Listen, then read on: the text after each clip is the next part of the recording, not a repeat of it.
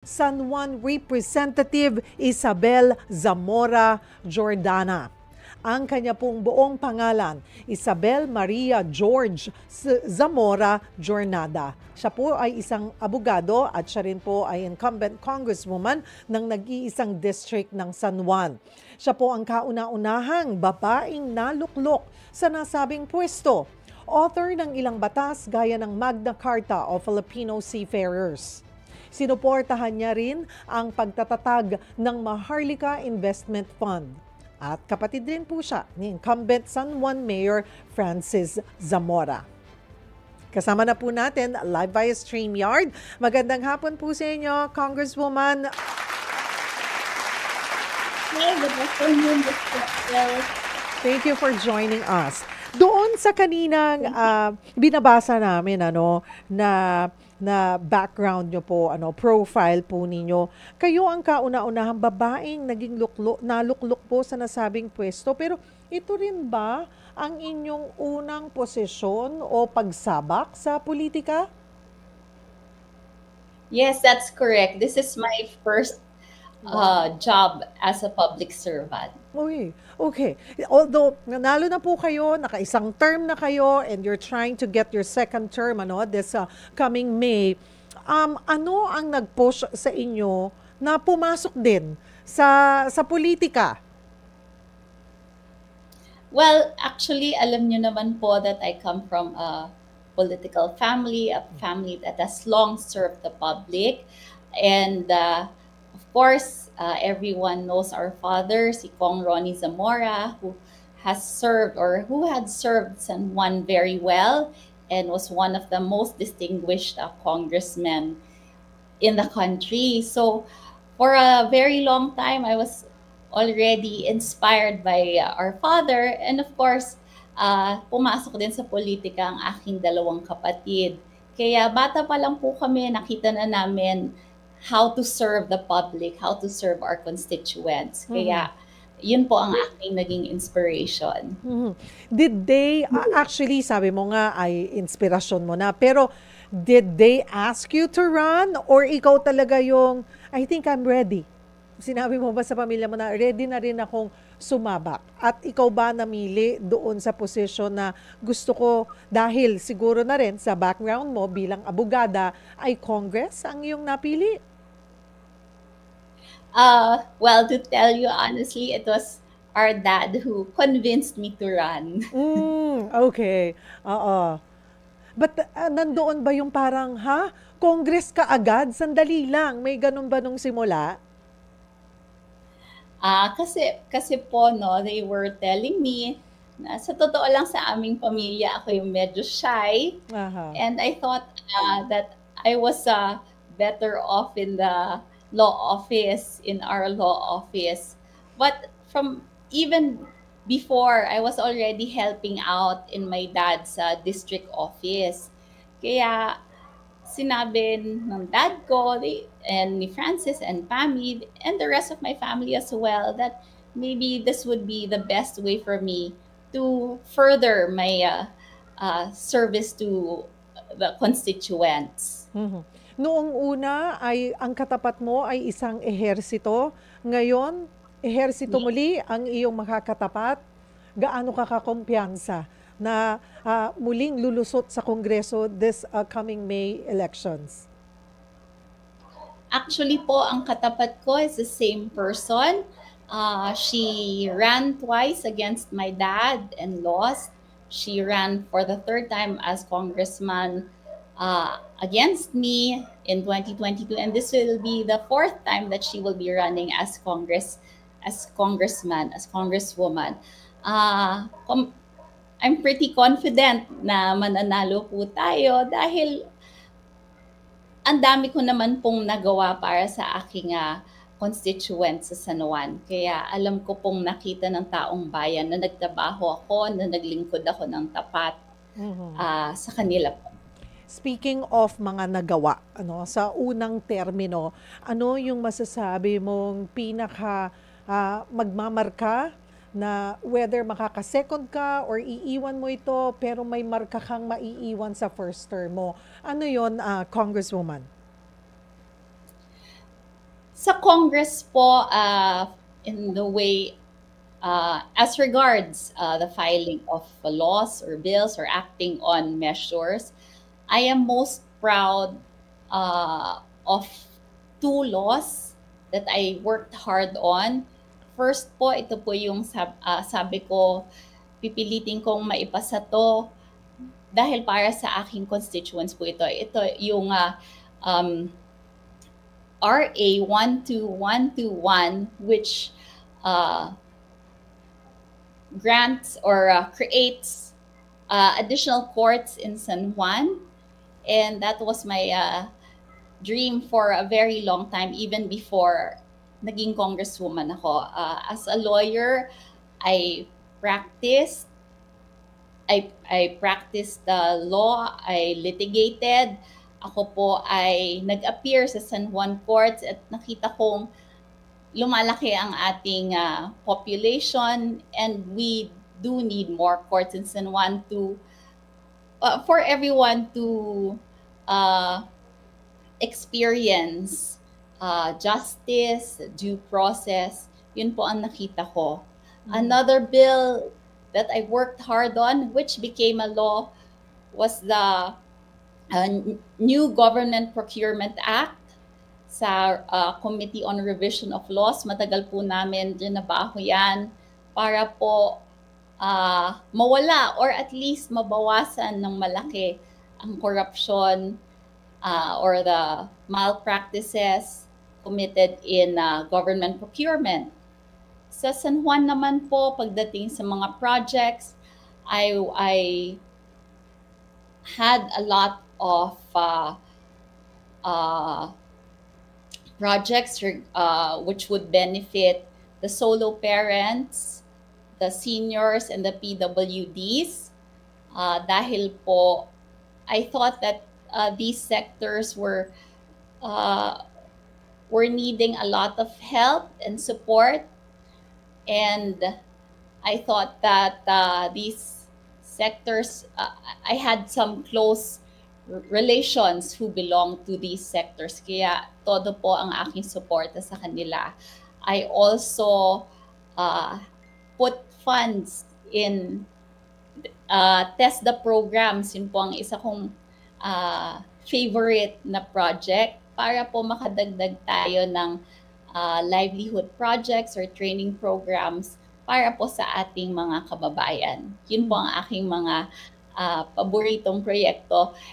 And of course, kung ano po yung mga naiwan ng aking father when he was a congressman, ipinagpatuloy ko po ang pagpapatayo ng infrastructure projects natin.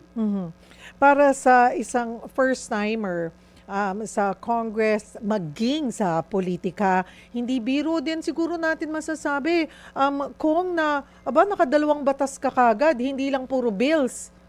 Kasi yung iba, natapos na yung kanilang termino ni isa, diba?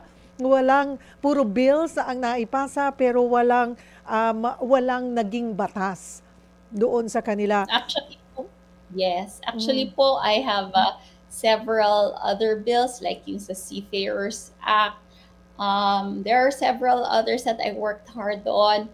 Yung committees ko po that sa Kongreso na where I dedicated a lot of my time were the revision of laws, the Justice Committee, Women and Gender Equality. Of course, I was also active in public order and public accounts. I did my best po to be active in all of the committees that I am a member of, and lalo na po yung mga bills that were close to my heart, nagtrabaho po tayo ng matagal po para sa bawat bill. PWD din po, naging aktibo po tayo in the last 2 years. And yun po, madami po tayong isinulong at dinepensahang bills. So far, bills pa lang po sila. And sa ngayon po ay susubok ka, Congresswoman, sa pangalawang termino mo. Ano ang, kung sakaling swertehin pa rin, ay ano yung pinaka gusto mo naman ma-push this time on your second term? Saan ka magfo-focus pagdating po sa mga bills na sana ay maging batas din? Okay po. Meron po kasi tayong mga naiwan sa committee or sa plenary level. Sa PWD po, dinepensahan ko yung uh, bill that will grant additional benefits to PWDs and seniors. Ito po yung nagkaklaro sa current law natin kung saan yung paminsan po 'di ba may issue kung ano yung ipapataw, yung discount ba o yung discount o yung paminsan may mga free ang establishment o may promo. So meron po tayong bill na I think umabot po siyang third reading na kinlaro natin that the discount is on top of the promo. Meron din po tayo sa PWD, nasa committee level po to, dinipensahan ko po sa komite dahil ako po ang nag-head ng TWG. It's the bill which will penalize the offenders, those who wrongly or illegally use the cards dahil yun po ay isang malaking problema po na that we are experiencing right now. Kaya po we clarified the penalties. We also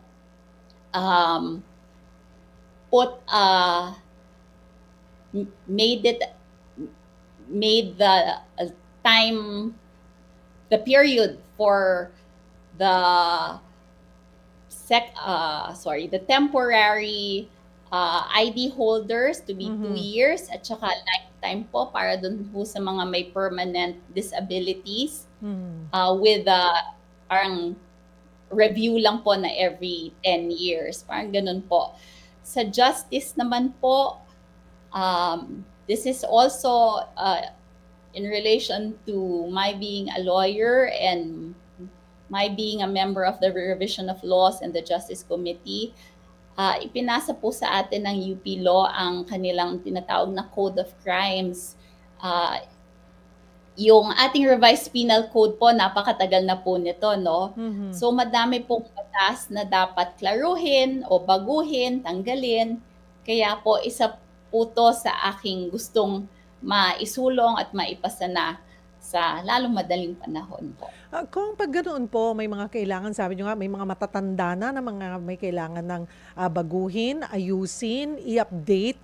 Gaano katagal ang pinagdadaanan nun kumpara sa bagong bill na pasa? Okay po, I think since binigay po sa amin yung Code of Crimes as a big book po. So actually kailangan din po to dumaan sa normal na proseso, maski na po isa siyang libro na, may kailangan pa rin pong mag-file ng bill na kung saan nakasaad lahat ng provisions ng revised penal code o ng Code of Crimes nga po na dapat baguhin. So dadaan po to sa normal na proseso ng pagpasa ng bill sa Kongreso. Kaya po matagal-tagal po to kasi napakahaba at napakadaming dapat baguhin based on the consultations with the UP Law. So matagal-tagal pa po to. Sana po matapos namin in the next term. At sa San Juan po mismo, sa inyong distrito, ano rin po sana ang magiging focus nyo sakaling magkaroon po kayo ng second term? Okay po. So, well, gusto ko po kung ipagpatuloy ang aking mga ginagawa. Of course, this time I think I want to focus on health and livelihood naman po. I think in the first term, ang focus ko yung mga sectors, family. Ngayon naman po, health and livelihood.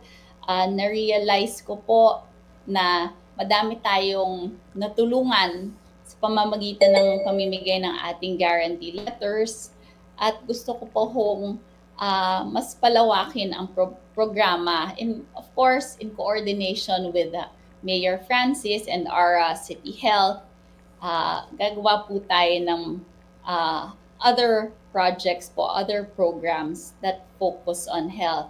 For livelihood po, gusto ko nga madagdagan pa ang ating mga trainings and seminars for especially for those who are not working. Baka makatulong ako na magkaroon silang small businesses. Yun po ang gusto kong magawa this term. Ano rin yung advantage na ang mayor ng San Juan ay inyo pong kapatid? Na nagkaroon ako ng pagkakataon din na maimbitahan dito sa programa si Mayor Zamora, at sabi niya, maganda na kakampi mo yung mga kasama mo dahil mas mabilis na nai-implement yung mga plano, programa na gustong mangyari sa isang lugar. That's correct po. We consult each other together with our council, with the department heads. We're always working together for San Juan. I know that sounds so general, pero yun naman po talaga ang ginagawa namin. Kunyari po, meron siyang makikitang pangangailangan sa San Juan. For example, as regards sa infrastructure. Kunyari may magsabi pong barangay official or kapitan na kailangan po natin dito ng maybe a health center or what, madali po kaming mag-usap. In fact, magkakasama po kami lagi. And that is something that I bring up to Congress when it's time for me to suggest the projects that I want to be included in the next year's GAA. So sa lahat po ng proyekto, we're involved. I know na ang trabaho ko po ay more of legislative in nature, more national. Kaya lang po ay ini-involve naman po talaga ako ni Mayor sa mga decisions, or at least nagko-consult po sa atin. Another example would be nagtutulungan po kami sa pondo para sa pamimigay ng financial assistance or guarantee letters. I am able to supplement what the local government lacks as regards funding. So nakakatulong po kami at kumbaga teamwork po talaga ang kailangan. Sa iba pong usapin, isa ka, Congresswoman, sa mga impeachment prosecutors po. Paano kayo naghahanda para rito? And how is that gonna affect, well, I'm not saying you're not gonna win, but we don't know, sa darating na election. What if hindi po kayo, you don't make it? Paano yung pagiging prosecutor nyo sa impeachment? Well, regarding your first question, naghahanda po kami by having regular meetings with the other members of the prosecution as well as the private lawyers that have volunteered to help us. We do have regular meetings and we study by ourselves. We study on our own. We do consultations with some members, some officers of Congress, depending on the article that we are handling. Yun po, parang nga pong bumalik sa law school, sabi ko, tayo ay naglabas ng highlighter at ng post-it. Notes po talaga, binasa ko po yung relevant provisions of the Constitution, of the Senate rules on impeachment. Nilabas po natin ang ating mga libro from our law office. Nag-aaral po tayo talaga dahil hindi po ito biro and we have to be prepared. This is really for the people and we have to be able to deliver. Saan po Yun po. kayo, Congressman, saan po kayo which article po kayo inilagay? Or ang ibinigay po sa inyo? Actually, I don't know if I'm allowed to say it now, but I'm in charge of 3 articles. Okay, 3 articles. Yun na lang po muna. Paano nga po yun? Doon sa tatay yung mga prosecutors, several prosecutors po kayo, more than 10? Like around 11 or 12? Tama po ba ako? 11. Ayun po. 11 Yes, prosecutors. in Kung sakali man po doon, ilan sa mga prosecutors ang hindi makabalik po sa Kongreso, paano po ang magiging system nun? I would think na papalitan na lang po ng next Congress yung prosecutors, and I would think that they would choose from the congressmen who are lawyers. Lahat po kami ay lawyers dito, yung mga pinili, at I think that will be the same process, and they will have to do the same rigorous training or studying as well. Oo. Mas mahirap lamang yun kasi kayo ngayon pa lamang naghahanda na. Yun, kung sakali man, nun pa lang siya maghahanda or magiging bahagi po, di ba? Doon pa lang niya maiisip na okay, sa akin pala magiging bahagi ako ng prosecution. Totoo po, pero isipin na lang ho siguro natin na gaya ng ibang lawyers, any case po, yung iba last minute po pumapasok, and you still have to do your job. You still have to do your obligations in relation to the job that you have. At kailangan yung pag-aralan, maski na last minute yan. Kailangan yung pag-aralan ng mabuti.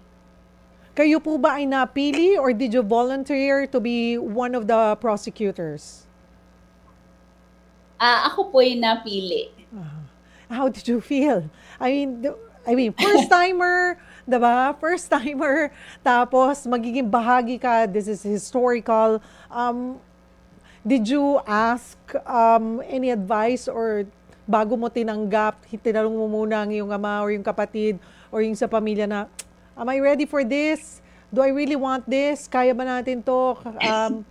May ganun ba, Kong? Actually, no. The first question I was asked, honestly speaking, was, "You want to do something for the country?" And then I said, "Yes." So sabi ko, after that, doon ako medyo nag-isip, at sabi ko, go na to. Let's just work hard, and I think I will have the support of Congress anyway. I will have the support of my family, and totoo nga po, I didn't think of it as a big thing. I didn't think of it as a big deal at the start, but after we were elected, after we were nominated on the floor, everyone was congratulating me, us, kami pong 11, our colleagues in Congress were congratulating us, and I thought, parang prosecutor lang naman to. It's any ordinary legal or lawyerly job. And then sabi ng sister ko, si Congresswoman Pami, sabi niya, big deal siya, big time yan. Sabi niya ganun, kasi ilan lang kayo. And, everyone here thinks highly of you. So dun po nag-sink in na I really have to do well here. And yun nga po, sabi ko nga po, para to sa bayan. Panghuli na lamang po, Congresswoman, bakit ka dapat iboto muli ng mga taga San Juan bilang kanilang representative? Dapat po ako iboto muli ng mga taga San Juan dahil po nakita naman nila po na ako'y nagtrabaho ng tapat, ng buong puso, na may pagmamahal, at ipagpapatuloy ko po ang ganitong paglilingkod, pagsiservisyo sa kanila. I love the San Juaneños, I love my city, and I will do even better this term. Kung ano pong nagawa ko na po noon, dadagdagan pa po natin yan. I will work harder, and kami po nila Mayor Francis and the rest of the team, we vowed to work even harder this term. Si Mayor Francis po, may sinabi siyang meron kaming legacy. So, dadagdagan pa po natin ang ating proyekto, programa, assistance sa lahat po, financial assistance, legal assistance. Gagawin po natin lahat yan para po sa mga San Juaneños. Kaya po, dapat po akong muling iboto ng mga San Juaneño. Maraming salamat po sa inyong oras. San Juan Congressional Candidate Isabel Zamora Jordana.